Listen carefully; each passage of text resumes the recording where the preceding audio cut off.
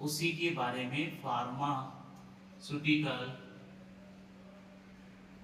Manufacturing.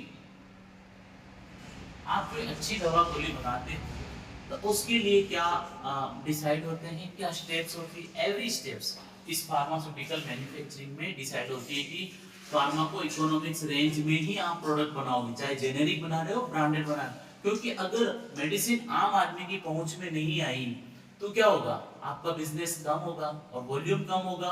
उसके बाद में हेल्थ सेफ्टी रेशियोज है वो रेशियोज डिक्रीज हो जाएगा।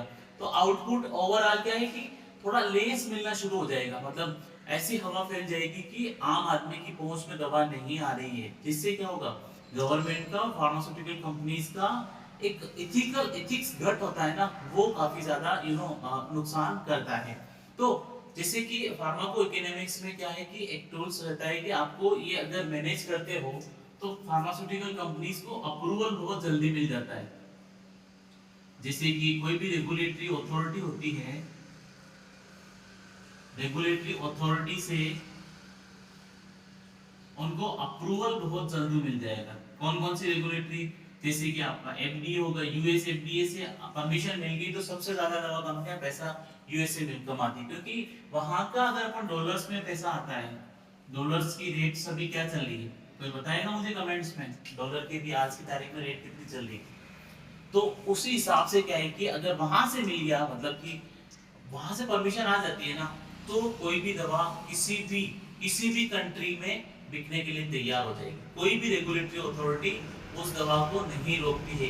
यस, इसीलिए बहुत सारे प्लांट्स का क्या है कि जैसे कि GMP good manufacturing practice approval करवाते हैं, और वो क्या है कि यूएस एफडीए अप्रूवल भी करवा लेते हैं कि हाँ हमारे प्लांट में यूएस एफडीए ने परमिशन दे रखी है, जिससे कि हम लोग यहाँ पे भी मतलब उसकी अप्रूवल है तो उसके वहां साथ में भी हम लोग बिजनेस कर रहे हैं। तो इसीलिए क्या है कि बहुत से US companies US FDA approval उसी टाइम में ले लेती है, जैसे जैसे उनकी मार्केट में रिक्वायरमेंट रहती है।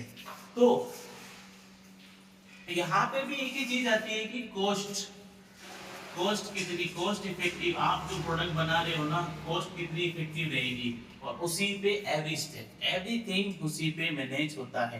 क्योंकि एक्सपेंसिव मेडिसिन हर आदमी की पहुंच में नहीं है, हर आदमी नहीं खरीद सकता है।